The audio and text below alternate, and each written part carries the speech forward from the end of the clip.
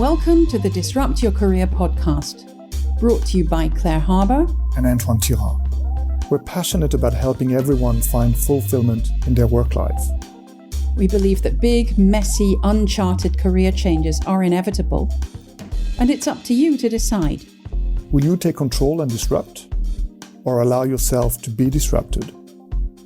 We wrote the book about it, and now we share here our conversations with other thinkers in this crucial area. Settle down and get ready to listen to this dose of wisdom.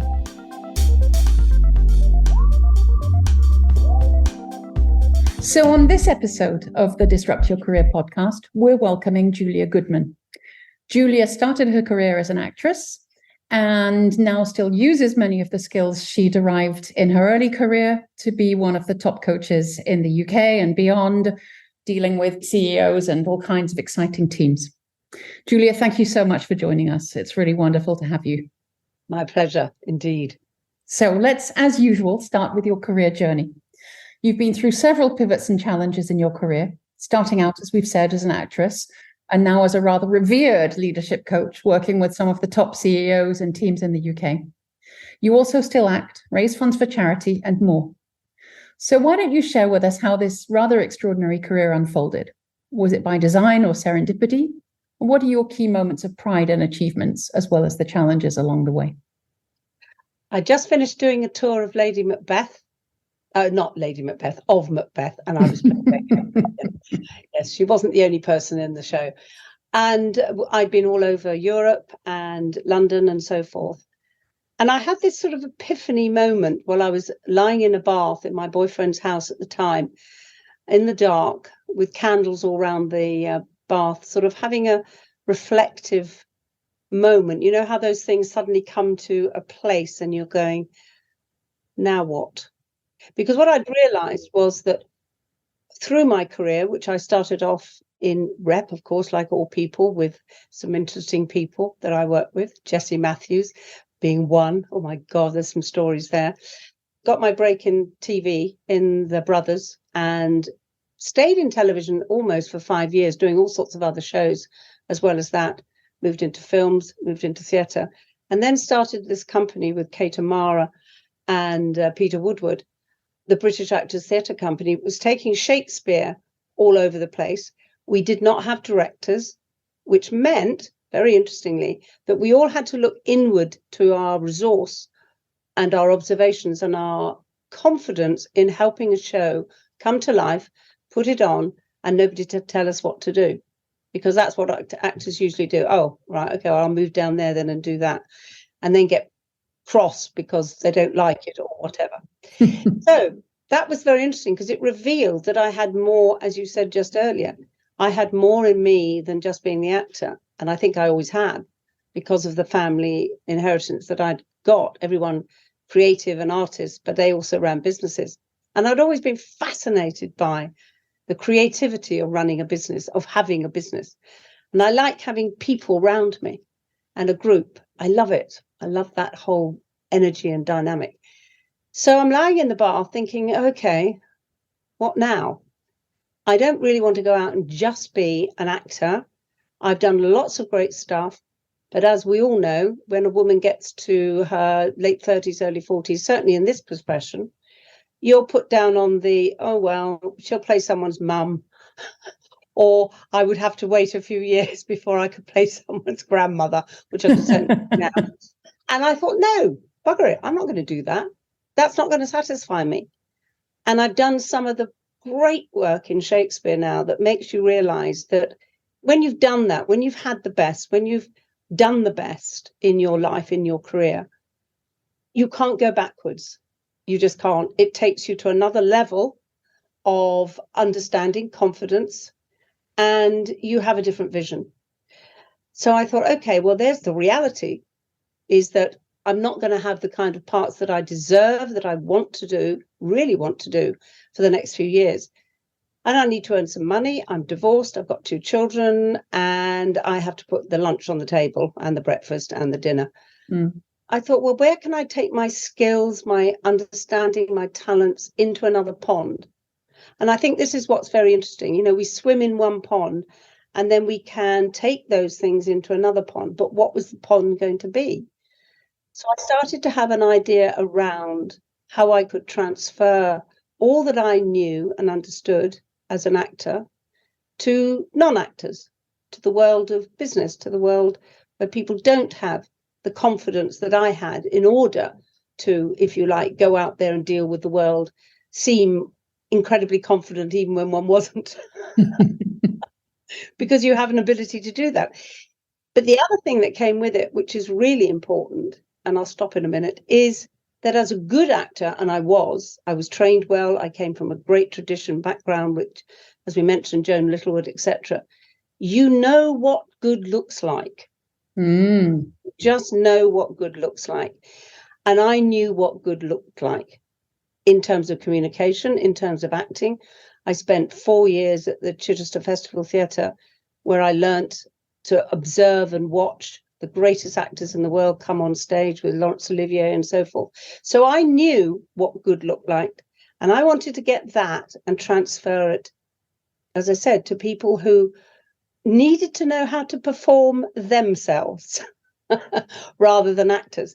Now, as a good actor, you get under the skin of a character. You have to, in order to find out how to connect to it, so that it becomes an extension of yourself, which you then make bigger.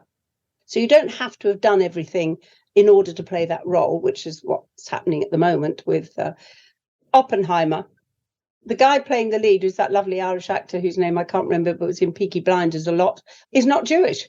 So everyone's going, but he's not Jewish. And you think, do you realise what acting is? It's our job to get into the imagination, into the understanding, into the emotional being of someone and recreate that. That's our job. It's nothing more than that. So we can play anything. We should be able to. Anyway, so that's what I realised when I was lying in the bath. I had something, and I felt that exciting thing in the pit of my stomach, that I had something, oh, wow, this could be interesting. And I didn't know anybody else at the time who was doing anything like this, because you've always had actors helping people, present a bit better or whatever. But I knew that I wanted a business, and I knew that I wanted a stage to bring other people onto and to set it up and to have a real program that helped people get to that place where there's more of them with skill, and we would provide the skill to bring that out in people, so they had more of themselves and more acceptable to themselves of who they were. Hence U-Brand. That's how it came about. But that was a long, long time before we got to where I am now. So let's talk a little bit more then about the transition as it went. You went from that moment lying in the bath, feeling that you'd been at the zenith of your acting career. You learned all this empathy, walking in shoes, actually embodying and being different characters. And you could see that there was a possibility for a market for helping business people in a different world from yours, to be more confident in how and who they were communicating themselves. Wonderful sort of Genesis moment. What happened then? How did you plow through the transition as it played out? I obviously was just me then, and I was sort of stumbling around trying to work out what I was doing. I didn't really have a product. And as you know, in business, you have to have a product, okay? Otherwise, you've got nothing to sell.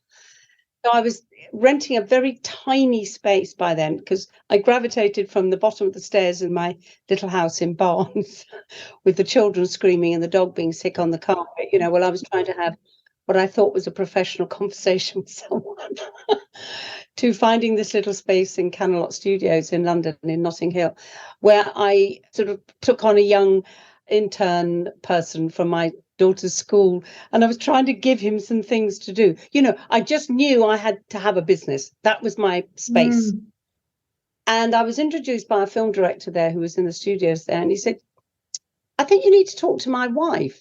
And I said, why is that? And she said, well, because I used to talk to him in the bar in the evening about what I was doing. And I knew that whenever I talked about my idea, everybody connected to it very fast. I knew I had something. you need someone to help you find this thing that you're trying to put together. And I said, yeah, I do. He said, well, my wife was ex-BBC, and she was in administration there or whatever it was. And so I met her, and she came along to me, and we had some chats, and she said, you haven't got a product. I said, no, I haven't. I've got all these ideas and thoughts, but I haven't got a product. So we spent 4 years, nearly 4 years, I spent on and off, walking up and down the garden with a thing in my hand, a dictaphone. Dictaphone. At that point, she had a typewriter and I had a dictaphone.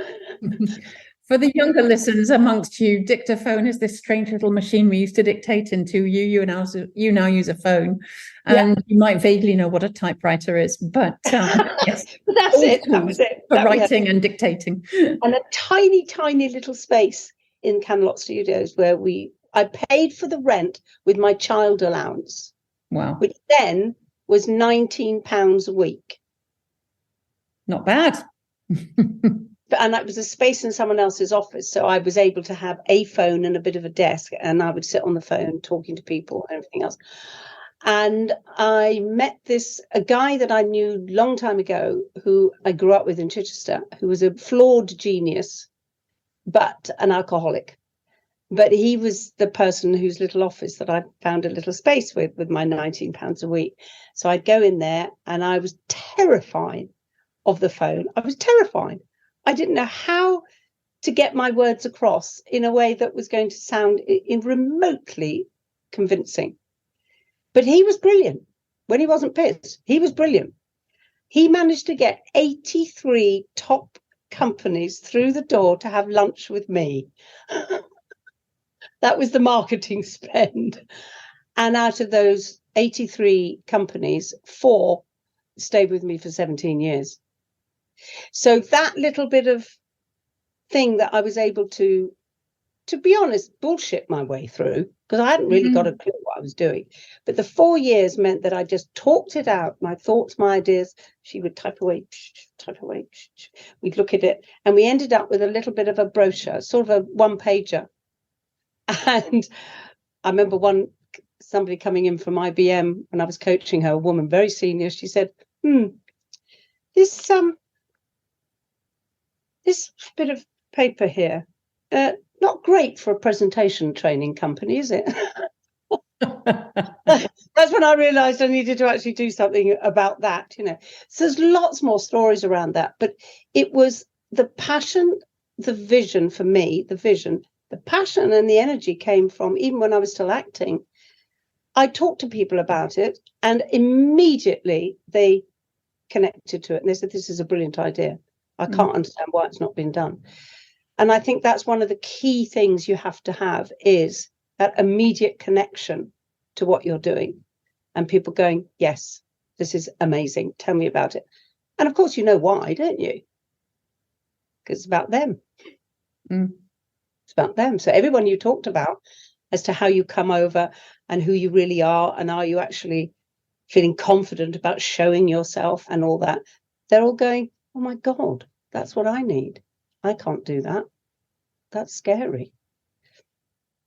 And you're showing with conviction on that front, and you found yourself a brilliant marketing guy. Indeed. Which sounds possibly more serendipitous than anything else, but absolutely marvelous.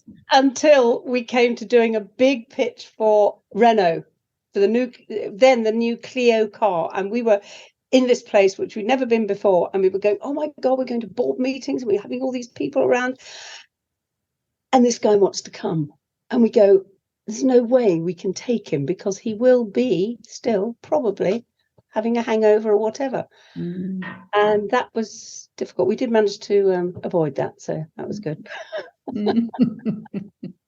Many, many stories, and I hope that my memoir will be able to give people a sense of that journey, because it was absolutely extraordinary. Does sound wonderful. I think I've heard you say that the memoir is going to be due out sometime towards the end of the year. Is that still on target? That's possibly a little early, because I've got to start writing. I've already started writing, obviously. I'll give you the title at the moment. There is 3 titles at the moment. Okay. One my dad gave me years ago, and he called it From the Boards to the Boardroom. Bad. So not bad. That kind of resonates. People understand what that means. Mm-hmm. I then liked the idea of turning things upside down. So it was balls in the fire, irons in the air. And then I was talking to a journalist friend of mine, and she said, just balls of fire and a picture of you. All the definitions worth examining Which I quite further. like, which I quite, I don't know. And it's a hard thing to write because memoirs are very different from autobiographies. Indeed. Well, we'll be coming back to book writing a little later in the conversation, but let's talk about some advice at this stage. If you look back at the way you've learned and experienced your own career and all these big transitions, and the process you developed for that matter in your proprietary blueprint for personal brand and voice and identity and all these things, what advice do you have for early career professionals who are looking to start out in their careers? In a way, it's more difficult than it was because there is an understanding, seemingly, that because you know how to interact on social media and everything else, that it's going to be much easier. Well, of course, it's not, because the social media platform is a barrier to connection. It's a barrier to the actual connection between human beings. So, and people get used to a sort of fairly loose way of doing it. When it comes to going out and really genuinely having to build relationships and be present and have presence in meetings and all the rest of it, they might as well have a bag on their head, which is what I say to people if their camera's off. Go to meetings with a bag on your head? No. Well, there you go. So I think that's what's now become harder because they've got this way that they feel that they can connect. But actually, when it comes down to the young person, they're being judged, feeling exposed, feeling vulnerable, going into interviews, going into whatever it is, they are almost worse off now. So the advice I would give is read the book, try the exercises out so you can actually see what the difference is between the way you think you come over and the way other people actually experience you, and everyone's different. So how do you find that confident, neutral space where you can be more of yourself and not worry about what's coming at you? Because you don't know. You never know really what's coming at you. But you do know that if you are open to interpretation, people will read you the way they want. So our work very much looks at the combination of the emotional, the head, the heart, and the physicality. And when you bring those three into alignment, you're in flow. And then everything starts to be you. But if they're disconnected or just up here or here or here, whatever that is, that doesn't happen. So getting that energy flowing through into a place where they can start feeling that they're in their actual skin, and that takes craft, learning, courage, practice. But you can do it quite quickly and quite simply by simply putting them through some of the exercises and saying, okay, look at yourself here. Is that who you want? Is that who you are? No? Okay, why not? Pick it out, look at it. Why? What messages are you getting? And eventually they can read it themselves. They know. We all know, because we all know what good looks like, actually. That's a fascinating reflection. Let's talk then a little bit about the book, in which you go into much more depth in terms of these exercises and these analyses of what good looks like, what good doesn't look like. The book's called You Brand. It's You Brand, a manual for confidence. Indeed. Very crucially so. Practical. So what was your motivation to write it, as opposed to just continuing to deliver coaching, training, or whatever? What need are you trying to address with the book? And what was your process for writing? I think my feeling was getting through my 60s and so forth, thinking, well, as I often say to clients, when you get to sort of beginning of 50s onwards, there is a spiritual need that starts to kick in with one, where you need to offer back to be able to help others, because up until then most of them have been on this trajectory which doesn't stop until something starts to change inside people, and if you don't listen to it, you can be very unhappy. So I think that was happening to me. And I was thinking, okay, how can I get my legacy, if you like, my lifelong work down to help others? I also thought, at least when it's down, I won't have so many people nicking it and taking it off and using it because it's down on paper. Because, you know, it is a methodology, and I put it all together, and it's been a lot of hard work to do so. So that was really the reason, I think. And I think you just get into this reflective place, you know, where you think, okay, what have I done in my life? How have I done it? Because when you look back on it, it's a complete mishmash. You haven't a clue. You know, you just, there's the opportunity, there's the thing. Oh, right then, I'll do that next. I remember sitting in a restaurant in Barnes, I think it was then, with a young guy then who was working at KPMG, and he was a friend, and he took me out to dinner, and I think he was interested in me romantically, and I was divorced by then, you know, living separately. And he said, I was just about to do some work with the stock exchange, believe it or not, huge client. And he said, how much are you charging? So I said, what I don't know, whatever it was. And he said, triple it. I said, what? I haven't even got it sorted. How can I triple it? He said, if you don't, you will never get to that place. But if you start there, you never go down. Best bit of advice I was ever given. Fantastic. Everybody listening, take note. That's crucial. Which means also you have to have faith, belief, and trust in your thoughts and ideas, because that's what drives you and keeps you going all through the difficult times and all those things that happen to one. You have to have that strong belief in yourself that you're on the right journey for yourself. Self-knowledge, self-awareness, self-belief. All those things. And when you're not on the right path, listen to your gut, listen to your instinct, because that will always tell you. And if you don't listen to it, it takes you a long time to get back on it. Indeed. And it can cause a lot of upset. I left a husband, a career, all sorts of things, because I knew I wasn't on the right path after a while, and I knew I had to do it. But it's painful. Brave, but painful. Definitely. The thing of what was my process, very simple. Yes. Writing the book was scribble around in my terrible handwriting in a notebook. Nobody could read it except Mark, my husband. Mark, who's MBA, Cambridge, more academic, would go through it and go, no, you can't say that. It would then go to my friend Philippa Pride. She was the commissioning editor at Hodder and Stoughton. Okay. And she said, give it to me and I'll go through it as you do it. So it was writing, Mark, her, back to me, and then eventually we ended up with the book. Beautiful. What a privileged way to do it too. Two excellent helpers. Very lucky. Very lucky. I need help. Always need help. It's important to recognize it. Definitely. Yeah. So 2-minute potted version. The book. I mean, obviously we want everybody to go and buy the book. But of course we do. Yes. Let's put it on the table nevertheless. You will have exercises to do. But a very simple start place is fundamentally, everybody wants presence. But in order to have presence, you have to be present, literally be present, be there, be watching, be listening, whatever it is, be there. So you're not dismissed. Even if you don't say very much, that's fine.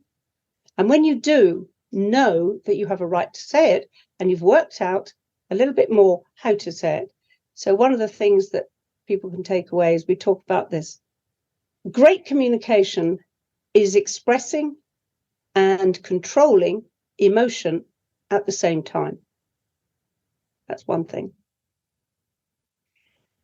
Projecting and staying real is a big step of learning. So even if you're sitting at a table like we are now, we are projecting our reality. We have to. Otherwise, you're not going to connect. It's going to be difficult. You'll think, oh, there's something wrong with her or whatever it is. You know, they're all going into a place where we can't read people very well. It's terribly boring.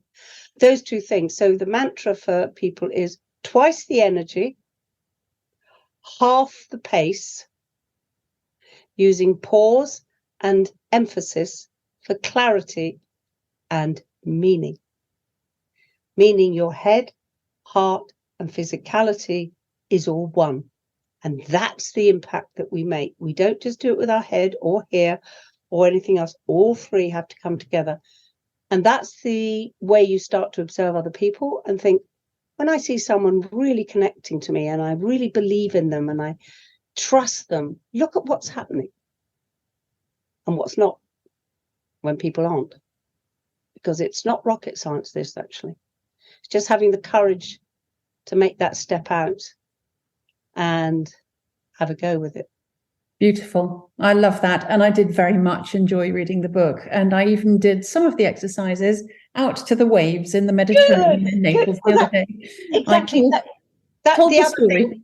The other thing, sorry to add on to that, is get it out of your mouth. Yes. We don't say what we think and we don't say what we write. We only say what we say. That struck me very strongly. Get it out of the mouth. Yeah. Hear it. Think about it. Is that what I want to say? How am I saying it? And this kind of thing is obviously crucial and valuable in any particular facet of life. But one of the things that we had discussed before coming into this was this whole subject of career interviews, job interviews, and the fascinating, if irksome, aspect of career management that's changing dramatically in the recent years around digital AI-driven interviews, which are terribly common now. They're touted as being less biased, they're definitely cheaper, they're supposedly more efficient, and they're more or less universally loathed. What is your read on what's going on here as a communication specialist, and how might a candidate be able to mitigate what's going on? Well, as you can imagine, I have clients, kids who are going into uni or jobs or whatever, bringing up and saying, is there anything you can do? And the first time I had to do a robot interview with somebody to help them online, so I was online, they were online, and so was was fascinating. And I said, look, at the end of the day, the first impression that people get, whether it's a robot or anything, will pick up on energy. It will pick on authenticity. It will. So if you can be the best you can be in that situation, don't worry about the bloody robot or the algorithms or anything else. Be yourself with skill. And it will work. And I've done lots of those. And I think when people do it well, they'll get to the next stage without a doubt. If they don't, they probably won't. So I think it's pretty important still, regardless. But it is loathed because people feel there's nothing to connect to. It's horrible. It's a very one-way process, isn't it? Well, yeah, but you see, coming from the world of theatre, it's always a one-way process. You learn for it to be a one-way process. Regardless of what the audience are doing or feeling or anything else, you've got to be still there, absolutely. And that's what we teach clients is, I don't care how you feel in front of people. I don't care what your subjective feelings are. Your performance feelings is your energy, and that's what you use. So you're independent and you're safe. You don't have to worry about what other people are thinking or feeling, not really. You use your feelings, literally. So I think that's part of it. Otherwise, you're always subjected to your own negative feelings, which you can't be. Yeah. So that encouragement to be confident in your authenticity, regardless of. I know you have to. Yeah, exactly. I know you have to project it in order for it to get across. Because if you don't know how, then you don't land. You literally don't land. People don't know who you are. Let's turn things back to you, Julia. What are the chances you might make any further career pivots before you hang up your professional uniforms? You're going to go into politics? You certainly seem to have a lot to say about what needs to change in this world, which I identify with strongly. Tell us about some of your most important convictions, especially those that involve humans, work and play. Well, I can't name names, obviously, because it's... Of course you can. No, I know you can't. I can't know. But I'm doing quite a lot of work, or beginning to, and have done over the last few years at senior level in the energy field. And that's a passion for me. Now, most people think, how can you work with these people? You know, whatever. I say, well, how do you think you change people?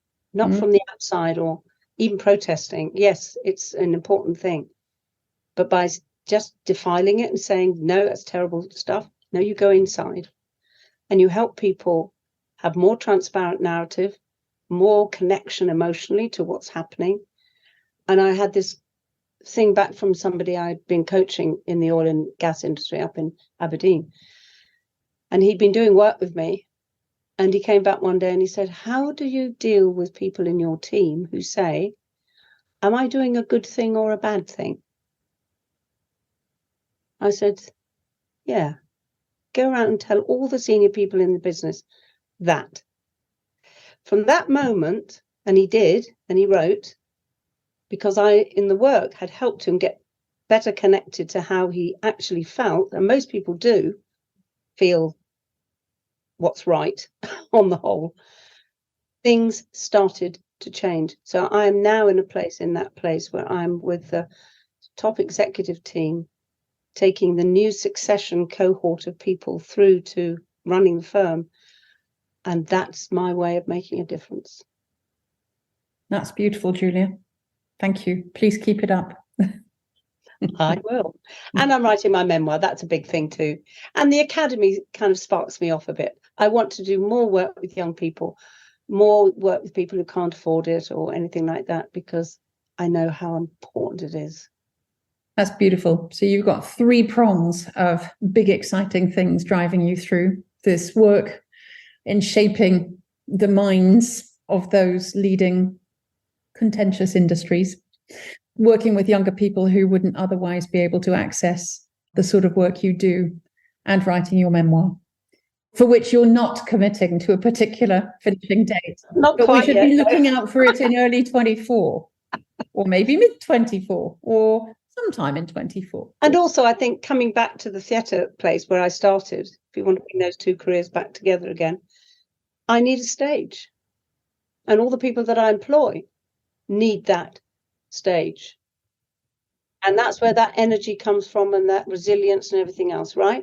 So retiring, I'm 76 now. Why am I going to be retiring? What am I going to do then? I need a stage. And I will go on having one in some form or other. Fantastic. I don't doubt that for a moment. Julia, it's been quite what it is yet, but I will be.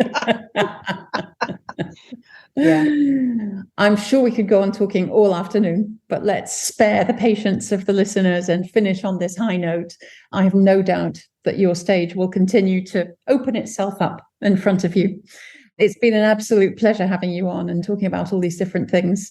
I know that young and old are going to be inspired by some of these ideas that will apply themselves to their lives and their careers. And I'm very grateful to you for having spent the time. Thank you. Thank you, Claire. It's a marvellous opportunity to talk in this way, especially women. You know, we need that. We need that. We hope you enjoyed hearing from this month's guest as much as we did. Do go and check out our work on disrupt-your-career.com and come back soon. Thank you.